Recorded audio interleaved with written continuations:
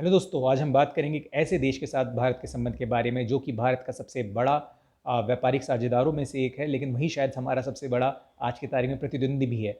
मैं बात कर रहा हूँ चीन की। विगत कुछ वर्षों में जिस तरह से चीन ने अपना प्रभाव हिंद महासागर क्षेत्र एवं दक्षिण एशिया में बढ़ाने की कोशिश की है, वो भारत के सामरिक हितों के लिए एक बहुत बड़ी चुनौती के तौर पर उभरा है। साथ के साथ पिछले 2 से 5 सालों में जो बॉर्डर पे तनाव बढ़ा है, जो सीमाओं पे जो तनाव बढ़ा है, चाहे वो डोकलाम विवाद हो, चाहे गोवलान वैली का जो विवाद हो, इसने कहीं ना कहीं हम दोनों देशों को एक कॉम्पिटिटर के तौर पे आमने सामने ला के खड़ा कर दिया है। बेसिकली भारत चाइना की ये सीरीज़ मेरी 2 पार्टों में होगी। पहले पार्ट में हम हिंदुस्तान और चीन के जो ऐतिहासिक और एक राजनीतिक संबंध उसके बारे में बात करेंगे, और दूसरे वीडियो में हम बात करेंगे CPEC, one belt road initiative, 21st maritime silk road initiative के थ्रू चीन अपना प्रभाव हिंद महासागर एवं दक्षिण एशिया एवं एशिया मध्य एशिया में बढ़ाना चाहता है, जो कि भारत के सामरिक हितों के लिए बहुत बड़ा खतरा, और किस तरह से भारत उसका सामना कर रहा है, हम इस बारे में बात करेंगे।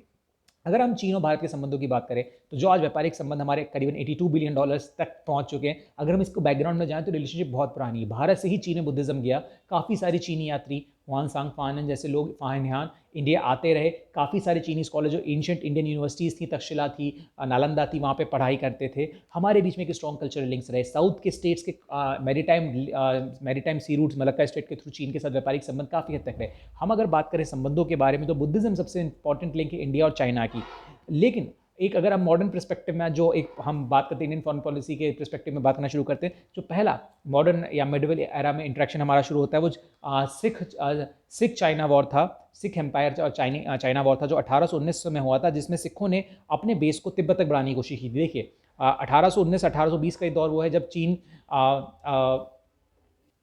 ये जो प्रभाव बढ़ाने की कोशिश थी, जिसमें आप देखेंगे कि जिस तरह से जिस तरह से जो सिख एम्पायर है महाराजा रंजीत सिंह के अंडर में, वो आपकी लद्दाख पे कब्जा कर लेती है, और इसी दौर में वो अपना प्रभाव को तिब्बत तक बढ़ाना चाहती है। लेकिन 1819 में ये जो अटैम्प्ट था, इसमें सिखों का जो तिब्बत के अंदर प्रभाव बढ़ाने का जो एक जो कह सकते हैं, जो एक कोशिश थी, वो नाकाम साबित होती है, जिसके नतीजे में फाइनली फिर से 1841 में सेकेंड सिख साइनो वॉर होती है, जिसमें फिर जो सिख एम्पायर है वो अपने प्रभाव को लद्दाख से आगे बढ़ाते हुए चीन तक ले जाने की कोशिश करता है, तिब्बत तक बढ़ाने की कोशिश करता है। लेकिन यही वो दौर है जब एंग्लो सिख वॉर भी शुरू हो जाती है। इसके नतीजे में जो सिख एम्पायर है वो अपना फोकस आपके लद्दाख से हटाकर पंजाब और एंटी ब्रिटिश के अगेंस्ट अपनी एक्टिविटीज़ पे फोकस करता है, जिसके नतीजे में 1842 की ट्रीटी होती है, जिसके तहत चाइनीज़ एम्पायर लद्दाख के ऊपर सिख एम्पायर के हेजेमनी को एक्सेप्ट कर लेता है, और जो आपका सिख एम्पायर है वो तिब्बत से अपने सारे क्लेम्स हटा लेता है। समझने की कोशिश यहाँ करने की बात है, तिब्बत जो था बेसिकली वो हिस्टोरिकली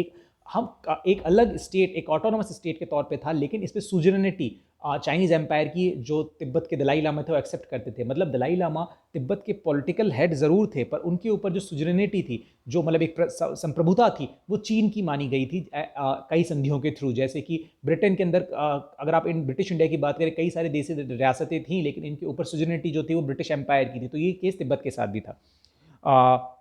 दोनों देशों ने कहीं ना कहीं कॉलोनियल रूल को फेस किया। इंडिया ब्रिटिश कॉलोनियल एम्पायर का पार्ट था, वहीं चाइना में डायरेक्ट कॉलोनियल रूल कभी नहीं आया। लेकिन अगर आप देखेंगे जिस तरह से ओपीएम वॉर के बाद में लगातार चाइना के अंदर जो एक इंटरफेरेंस, ओपीएम वॉर और बॉक्सर रिविलियन के बाद जिस तरह से चाइना के अंदर जो वेस्टर्न पावर से उनका इंटरफेरेंस बढ़ता है, चाइना को जिस तरह से वेस्टर्न पावर, जिसमें यूएसए फ्रांस ब्रिटेन थे, जो फोर्स करते हैं कि आप अपने शंघाई को खोलें, आप अपने ट्रेडिंग पोर्ट्स को खोलें। जिस तरह से हांगकांग और मकाऊ पे कब्जा किया जाता है, उनको लीज के नाम पे लेके उनकी डोमेस्टिक पॉलिटिक्स में जो इंटरफेरेंस किया जाता है वेस्टर्न पॉलिटिकल पावर्स, इसने कहीं ना कहीं चाइना में भी एक एंटी कॉलोनियल फीलिंग को बढ़ावा दिया। और दोनों देशों ने, चाहे इंडिया हो चाहे चाइना हो, कहीं ना कहीं एक कॉलोनियल लेगेसी का पार्ट रहे हैं, जहां उनका सप्रेशन होता रहा है।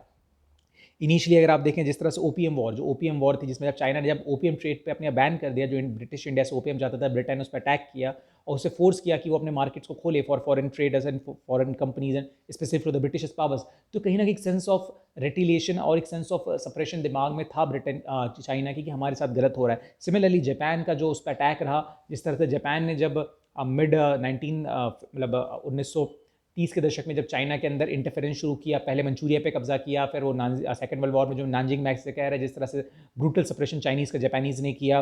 फिर उसके बाद जो चाइनीज सिविल वॉर होती है, जो बेसिकली चांग काई शेक की नेशनलिस्ट गवर्नमेंट, चाइना को समझने के लिए आपको समझना होगा, जो लास्ट मिंग डायनेस्टी थी उसको खत्म करके जब सुन यात सेन ने 1910-1911 में वहाँ पे चाइनीज़ रिपब्लिक बनाया, उनके बाद चांग काई शेक ने उसे लीड किया। वहाँ पर उसके बाद चाइनीज सिविल वॉर शुरू हो जाती है, जिसमें 2 सेक्शन थे, एक माओ से तुंग की कम्युनिस्ट पार्टी थी और एक तरफ केएमटी नेशनलिस्ट पार्टी चांग काई शेक की थी। इसी बीच जापान पे का अटैक हो जाता है 1930s के दौर में, वो मंचूरिया पे कब्जा कर लेते हैं। जब सेकेंड वर्ल्ड वॉर की शुरुआत होती है तो जापान चाइना के अंदर एक्सपेंशनिस्ट पॉलिसी अपनाता है। इस वक्त पे एक जॉइंट अलायंस केएमटी और कम्युनिस्ट पार्टी बना लेती है। लेकिन सेकेंड वर्ल्ड वॉर के एंड के बाद बिकॉज केएमटी जो सॉरी चाइनीज कम्युनिस्ट पार्टी जो एक समय पहाड़ों में एक गुरिल्ला वॉरफेयर लड़ी थी माओ से तुंग की, उसको एक फुट बेस मिल जाता है मेनलैंड चाइना में, और because of extreme level of corruption और एक कमजोर पॉलिटिकल स्ट्रक्चर के चक्कर में सिविल वॉर के अंदर जो 19 जापान के सरेंडर से लेकर 1949 तक चली है, इसके अंदर केएमटी पार्टी हार जाती है और 1949 के अंदर चांग काई शेक ताइवान में विड्रॉ कर जाते हैं। अब यहाँ एक बड़ी यूनिक सिचुएशन शुरू होती है। जो ग्रेट पावर्स थी उन्होंने जब यूनाइटेड नेशन का फॉर्मेशन हुआ उसमें जो सिक्योरिटी काउंसिल की सीट ऑफर की गई वो किसको की गई, वो चाइना को ऑफर की गई ग्रेट पावर्स में से। लेकिन जब 1949 में सिविल वॉर के अंदर चांग काई शेक हार जाते हैं और वो ताइवान विड्रॉ कर जाते हैं, जो कि ग्रेट पावर्स थी वो कम्युनिस्ट चाइना को रिकॉग्नाइज नहीं करती, जो कि पूरे मेनलैंड चाइना पे काबिज है। वो रिकॉग्नाइज करती हैं किसको, ताइवान में बैठी हुई जो आरओसी रिपब्लिक ऑफ चाइना की गवर्नमेंट थी, ना कि पीपल रिपब्लिक ऑफ चाइना जो कम्युनिस्ट लेड गवर्नमेंट थी मेनलैंड चाइना में। तो ये बड़ा एक यूनिक सिचुएशन बनता है। जो रियल चाइना है वो यूनाइटेड नेशन का मेंबर नहीं रहता, लेकिन जो एक छोटा सा आइलैंड है जो क्लेम करता है सोवरेनिटी पूरे चाइना के ऊपर, वो सिक्योरिटी काउंसिल का मेंबर बन जाता है। यहाँ पे आप बात समझें, यहीं से इंडिया चाइना रिलेशनशिप की शुरुआत होती है। और इंडिया चाइना का जो एक आप कह सकते हैं जो एक फेज रहता है 1962 तक का, जिसमें एक म्यूचुअल ब्रदरहुड, एक स्ट्रॉन्ग पैन एशियन अलायंस बनाने की कोशिश की गई आइडियलिज्म पे बेस, उसकी शुरुआत होती है। 1949 में जब केएमटी हार जाता है, नेहरू का जो विजन था वो एक ऐसे एशिया का था बेसिकली 1947 के बाद, जहाँ पे एशियन पावर्स जो ओरिएंटल पावर्स जो मिलकर थर्ड वर्ल्ड की आवाज़ उठाए, और जो इंटरफेरेंस है फॉरेन पावर्स का, that is western imperial powers, वो कम से कम रहे साउथ एशिया की पॉलिटिक्स में। इसीलिए चाइना शुरू से ही नेहरू का एक फ्रेंडली अप्रोच था टुवर्ड्स चाइना, बिकॉज नेहरू इस चीज़ को फील करते थे कि काफ़ी ज़्यादा चाइना ने बुरा वर्ड फेस किया है सेकेंड वर्ल्ड वॉर के वक्त। इवन सेकेंड वर्ल्ड वॉर के वक्त इंडिया से ही चाइना के लिए रूट बनाए गए थे मदद का, जो कि हमारे नॉर्थ ईस्ट से होते बर्मा से होते चाइना तक जाता था, जैसे सप्लाई भेजी जाती थी जापानीज से लड़ने के लिए। आप लोगों ने बहुत फेमस एक डॉक्टर अमर कोटनिस हैं, अमर डॉक्टर कोटनिस की कहानी कभी सुनी होगी, जो इंडियन डॉक्टर चाइना में गए और वहाँ जाकर उन्होंने उस वॉर के वक्त सेवा की चाइनीज़ की, उनकी वहीं डेथ हो गई। चाइना में आज भी उनको काफ़ी ज़्यादा रिस्पेक्ट की नज़र से देखा जाता है। तो एक अलायंस बनाने की कोशिश कहीं ना कहीं नेहरू की थी, ये एक स्ट्रॉन्ग अलायंस बनाई जाए चाइना के साथ। 1954 में दोनों देश आपस में, इंडिया पहला कंट्री था रशिया के सिवाय जिसने, बड़ी कंट्री जिसने जो पीआरसी गवर्नमेंट थी उसको रिकॉग्नाइज किया, उसे रियल चाइना माना। 1954 में पंचशील एग्रीमेंट दोनों देशों के बीच में होता है। बेसिकली ये एग्रीमेंट एक इस तरह का एग्रीमेंट था जिसमें दोनों देशों की टेरिटोरियल सोवरेनिटी और इंटीग्रिटी के बेसिस पे रिलेशनशिप को डेवलप करने की कोशिश की। पंचशील एग्रीमेंट के जो 5 बेसिक प्रिंसिपल्स थे वो respect for territorial integrity and sovereignty, mutual non aggression, non interference, equality and relationship based on equality, mutual benefit और पीसफुल को एग्जिस्टेंस है। यानी हम एक दूसरे की संप्रभुता का और उनकी टेरिटोरियल इंटीग्रिटी का रिस्पेक्ट करेंगे, हम एक दूसरे पर अटैक नहीं करेंगे, शांति से रहेंगे, हम एक दूसरे की इंटरनल पॉलिटिक्स में इंटरफेयर नहीं करेंगे, हम एक दूसरे के साथ बराबरी और आपसी सामंजस्य के रिश्ते बनाएंगे, और साथ में एक पीसफुल को एग्जिस्टेंस की बात की गई। ये जो रिलेशनशिप थी ये कहीं ना कहीं एक बहुत आइडियलिज्म पे बेस्ड थी कि भाई एक peaceful alliance third world Nations की बनाएगी, और जिससे कि एक प्रोग्रेसिव साउथ एशिया की शुरुआत हो सकती है, प्रोग्रेसिव एशिया की शुरुआत हो सकती है। हालांकि अंबेडकर ने इस चीज़ को काफ़ी क्रिटिसाइज़ किया, बिकॉज 1950s का वो दौर है कि जब चाइना जो है वो तिब्बत के इंटरनल मसलों में इंटरफेयर करने लगा था और बुद्धिज़्म को सप्रेस करने लगा था। चाइना का ये मानना था, तो अंबेडकर साहब का ये मानना था कि क्योंकि पंचशील बुद्धिज़्म से निकला है, चाइना उसको लेकर सीरियस कैसे हो सकता है जब वो खुद बुद्धिस्टों के साथ ऐसा बिहेव करे, तो चाइना पर ट्रस्ट नहीं किया जा सकता। कृपलानी ने कहा था कि भैया ये जो समझौता है ये खुद ही एक सिन से पैदा हुआ, बिकॉज 1954 के पंचशील समझौते में हम इंडिया ने तिब्बत के ऊपर 1952 में जो चाइना उस पर कब्जा करता है, हम उसकी सोवरेनिटी को एक्सेप्ट कर लेते हैं कि हाँ Tibet is part of China, उस पर सोवरेनिटी चाइना की है, ऑटोनॉमी के साथ में तिब्बत की। तो कृपलानी जी का कहना था, आचार्य कृपलानी का, कि यार ये समझौता सक्सेसफुल कैसे हो सकता है, तो खुद एक पाप से पैदा हुआ है, बिकॉज आपने इस समझौते के तहत कहीं ना कहीं तिब्बत की बर्बादी को एक्सेप्ट कर लिया है कि हाँ Tibet is part of China. India ने 1950s में पीआरसी को सपोर्ट किया, और जब 1 अप्रैल 1950 को माओ ने तिब्बत पे कब्जा किया, तो इंडिया ने उस चीज़ को कहीं ना कहीं रिकॉग्नाइज किया कि ठीक है तिब्बत अब आपके पास में है, और हम यहाँ से कहीं ना कहीं शांति की बात करने लगते हैं। 1951 में इंडिया ने तिब्बत के डेलीगेट्स को सपोर्ट किया कि आप साइन कीजिए चाइना के साथ एक एग्रीमेंट जिसमें चाइना आपको ऑटोनॉमी दे और आपके पीसफुल रिलेशनशिप मेनलैंड चाइना के साथ बने, और आप एक ऑटोनोमस रीजन के तौर पे चाइना के सस्टेन कर पाएँ। चौ एन लाई ने हिंदी चीनी भाई भाई का नारा दिया, तो चाइना के प्राइम मिनिस्टर थे। 1954 में इंडिया के मैप्स में अस्काई चीन को दिखाया गया, जो नए नए मैप्स इंडिया ने उस समय इशू की, यहाँ से प्रॉब्लम शुरू होती है बॉर्डर कॉन्फ्लिक्ट्स की, बिकॉज चाइना का ये मानना था कि अस्काई चीन हमारा, और उसी समय जब मैप्स बनते तब इंडिया को पता चलता है कि अस्काई चीन तो चाइना एक रोड बना रहा है पाकिस्तान ऑक्यूपाइड कश्मीर की तरफ, और एक उसके जिंगजियांग प्रोविंस, जो उसका उइगर प्रोविंस को कहते हैं, उसको लिंक करने के लिए। चाइनीज़ प्रीमियर ने कहा था कि ठीक है, 1954 में चाउन लाइन ने एक चीज़ और बोली कि चाउन लाइन ने कहा कि जो मैकमोहन लाइन है, जो इंडिया और चाइना को डिवाइड करता है, उसकी वैलिडिटी को मानने से मना कर देते हैं। वो कहते हैं कि चाइना कभी भी इसके वैलिडिटी को नहीं मानेगा। तो यहाँ से प्रॉब्लम क्रिएट होना शुरू होती है दोनों देशों के बीच में। 1959 में दलाई लामा, जो लगातार एक ब्रूटल सप्रेशन हो रहा था आपके ब्रिटिश चाइनीज़ द्वारा बुद्धिस्ट का, उससे बचने के लिए वो धर्मशाला में आते हैं और इंडिया उनको शरण देता है, और यहाँ से दोनों देशों के बीच में बॉर्डर टेंशन और बढ़ना शुरू होती है, बिकॉज चाइना पहली बात मैकमोहन लाइन को मानने से मना कर देता है, दूसरा इसी समय इंडिया ये चीज़ को पता कर चलता है उसको कि जो उसका इलाका अस्काई चीन वहाँ से होते, जिसको इंडिया अपना क्लेम करता था, इंडिया का इंटीग्रल पार्ट है, वहाँ से तो एक रोड बना रहा है, तो यहाँ से बॉर्डर कॉन्फ्लिक्ट और बॉर्डर प्रॉब्लम शुरू होने दोनों देशों के बीच में शुरू होते हैं। 1959 की जो तिब्बत की अपराइजिंग थी, जो तिब्बत का विद्रोह था, उसको चीन कहीं ना कहीं भारत प्रायोजित के तौर पर देखता है, और ये क्या मानता है कि भारत कहीं ना कहीं चीन के इंटरनल इशूज़ में इंटरफेयर कर रहा है, क्योंकि ये फाइनली इंडिया ने दलाई लामा को शरण दे दी थी, तो उसको चाइना ने एक इंटरफेरेंस के तौर पे देखा उनकी डोमेस्टिक पॉलिसीज़ में। चाइना ने अगर बात की, देखिए यही वो दौर है कि जिसमें इंडिया भी एंटी चाइना स्टैंड लेने शुरू कर देता है, बिकॉज इंडिया को ये लग रहा था कि भैया कहीं ना कहीं अगर हम पूरी तरह से चाइना को फ्री हैंड देंगे तो हमारे डिप्लोमेटिक इंटरेस्ट के अगेंस्ट जा सकता है। इसलिए 1956 में चाइना के बढ़ते इम्पैक्ट को रोकने के लिए, कम्युनिस्ट चाइना के इम्पैक्ट को रोकने के लिए, इंडिया कहीं ना कहीं यूएसए के साथ कुछ ना कुछ अलाइंसेस करने की शुरुआत करता है। जिस तरह से 1956 में CIA ने जब तिब्बतियों को ट्रेनिंग देना शुरू किया एक इंसर्जेंसी को सपोर्ट करने के, तो कालिम्पोंग जो हमारा है, वहाँ पे हमने CIA को अलाउड किया बेस बनाने के लिए। 1958 में चाइना ने रोड बनाई शिंगशांग और तिब्बत को कनेक्ट करने के लिए अस्काई चीन से होते, जो कि हमारे इलाके में था। सिमिलरली इसी तरह 1960s में इंडिया ने अलाउड किया कि नंदा पर्वत के ऊपर चाइना की न्यूक्लियर एक्टिविटीज़ को कैप्चर करने के लिए वहाँ पे वो एक खास तरह का ट्रांसमीटर लगाया जाए, जो कि अगर चाइना में कोई न्यूक्लियर एक्सप्लोजन होता है तो उसको कैच कर सके। तो इंडिया धीरे धीरे एंटी चाइना तो नहीं कहूँगा, बट चाइना को काउंटर करने का एक स्टैंड क्रिएट करा था। नेहरू जो थे वो चाइना के साथ एक्सेस बनाना चाहते थे कि एक स्ट्रॉन्ग एक इंडो चाइना एक्सेस बने, जो आइडलिज्म पे बात करते हो कि जो एक स्ट्रॉन्ग अलायंस क्रिएट करे। लेकिन जो नेहरू का मूव था दलाई लामा को रिफ्यूज देने का, इसको चाइना ने इंडिया की ऐसे अपॉर्चुनिटी की एक्सपेंशनिस्ट पॉलिसी के तौर पे देखा कि इंडिया जो है उसका एक्सपेंशनिस्ट विजन है इन तिब्बत। तो यहाँ से प्रॉब्लम क्रिएट होना शुरू होता है। इसी समय माओ ने क्लेम किया कि तिब्बत की जो रिबेलियन था 1959 का, वो इंडियन ऑर्केस्ट्रेट करवाया, और चौन लाइन ने नेहरू को एक अपर क्लास बुर्जुआसी, जो कम्युनिस्ट टर्म है कि ये अपर क्लास के वो लोग हैं जो अपना इंटरेस्ट सोचते हैं, जो वर्कर्स के दुश्मन है, उसकी तरफ ब्रांडेड किया, और उन लोगों को ये लगता था, और ये कहा कि जो इंडिया है वो कम्युनिस्ट रिफॉर्म्स को या कम्युनिस्ट प्रोग्रेशन को आने नहीं देना चाहता तिब्बत में, बिकॉज इंडिया चाहता है कि तिब्बत हमेशा बैकवर्ड रहे, ताकि वो इंडिया और चाइना के बीच में बफर रह जाए, कि ऐसा नहीं था। 1916 में चौन लाइन ने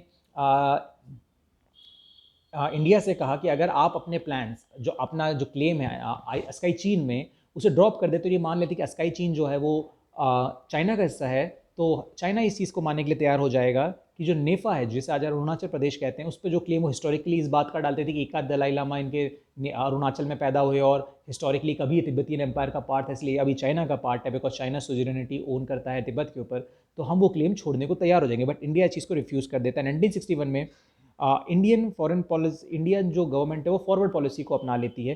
फॉरवर्ड पॉलिसी ये कि मतलब चीन के एक्सपेंशन को रोका जाए, जहाँ चीन की पोजीशन है उसके जस्ट सामने अपनी पोजीशन जाइए, और उसके सप्लाई लाइन्स को तोड़ने की कोशिश की, ताकि चीन की मूवमेंट रुके। इनिशियली चीन पर प्रेशर बिल्ड करने का तरीका था, लेफ्टिनेंट जनरल BM कॉल के नीचे हुआ। 1961 में चीन डेरा कंपास में घुस जाता है, जो हमारा इलाका था नॉर्थ ईस्ट, जो हमारा इलाका था, इंडिया उसके पीछे जाके पोस्ट बना लेता है। ये फॉरवर्ड पॉलिसी थी कि मतलब आप चीन को घेरे ताकि आप चीन को रोकें। लेकिन चीन पे प्रेशर बिल्ड करने की बजाय इसने चीन के अंदर एक उस सेंस को जन्म दिया कि इंडिया शायद एग्रेशनिस्ट पॉलिसी खेल रहा है, और चीन ने अपने जो चीन ने अपनी एक्टिविटीज़ को इस इलाके में और बढ़ा दिया।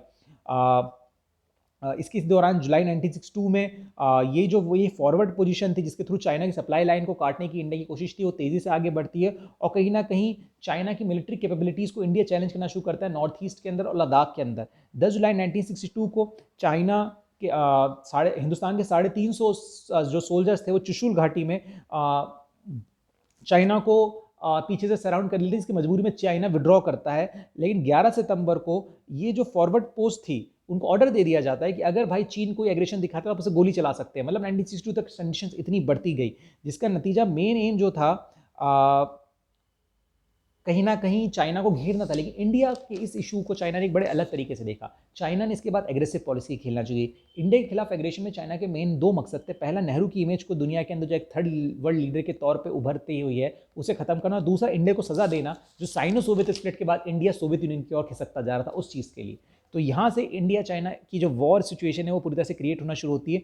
चाइना का जो अटैक था इंडिया पे उस समय हुआ, जब उस समय क्यूबा क्राइसिस चल रहा था, उसे पता था कि अगर इंडिया चाइना कॉन्फ्लिक्ट होगा तो ये दोनों वर्ल्ड पावर्स के पास में वो ताकत नहीं है इस समय, या वो टाइम नहीं है कि वो इस चीज़ में इंटरफेयर कर सकें। जिसके नतीजे में अगर आप देखें कि और इंडिया भी उस समय तैयार नहीं था, इंडिया की आर्मी उस समय तैयार नहीं थी। 1962 तक हमारा डिफेंस बजट काफ़ी कम था। इंडिया के पास उस कॉन्फ्लिक्ट एरिया में केवल 2 डिवीजन ऑफ आर्मी थी। फाइनली 1962 में अक्टूबर 20 को चाइना 2 फ्रंट पर अपना अटैक लॉन्च करता है। पहला लद्दाख, दूसरा नॉर्थ ईस्ट फ्रंटियर एरिया नेफा जिसे हम कहते हैं आजकल अरुणाचल प्रदेश, और नॉर्थ ईस्ट का इलाका।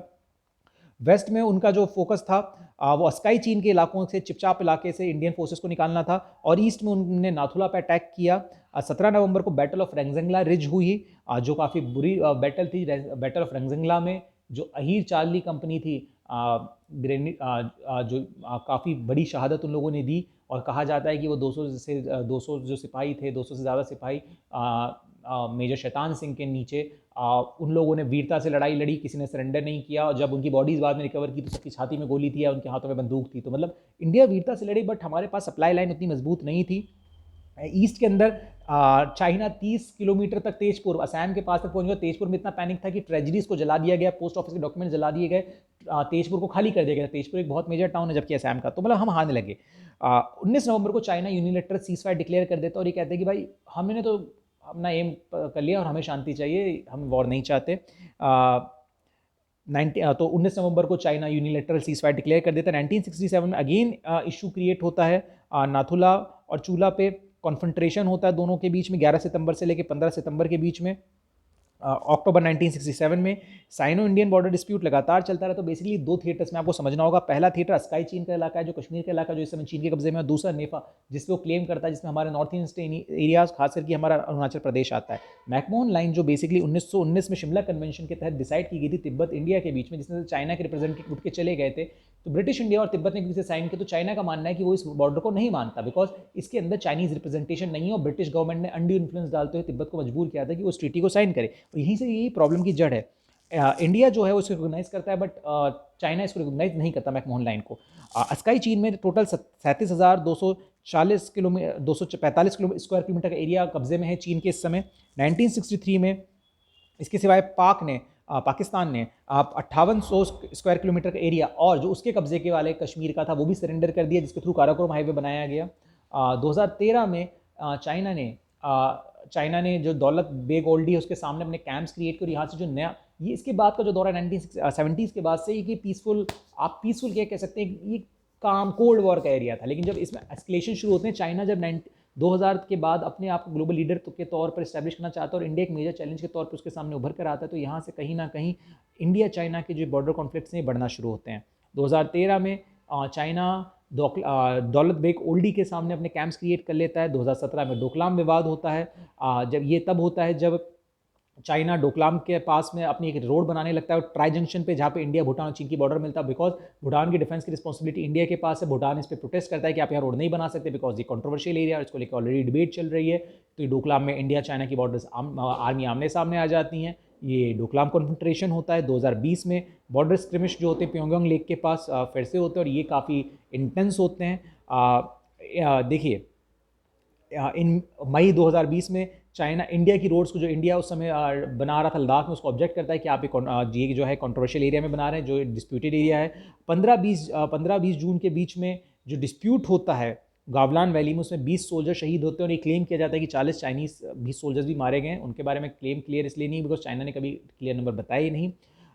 इसके बाद सितंबर 7 को इंडिया चुशूल सेक्टर में फायरिंग करता है, और ये पहली बार 45 सालों में ऐसा हुआ था कि जब दोनों देशों ने फायरिंग का इस्तेमाल किया। बिकॉज जो 20 सोल्जर्स हमारे शहीद हुए हैं ये हैंड टू हैंड कॉम्बैट में शामिल हुए, बिकॉज दोनों देशों के बीच में एक कन्वेंशन बना हुआ है कि फायर आर्म्स का इस्तेमाल ना किया जाए कन्फ्रंट्रेशन में। तो इस कारण जो ये उन्हें इजाज़त नहीं है उसका इस्तेमाल करने की। इसी नतीजे में जो 20 जून को जो हमारे सोल्जर शहीद हुए, करीबन 20 सोल्जर्स, ये हैंड टू हैंड कॉम्बैट में शहीद हुए। तो ज़्यादातर इसमें शहीद हुए एक घाटी में गिर जाने का, उनको जो धक्का दिया गया जो काफ़ी विभत्स था।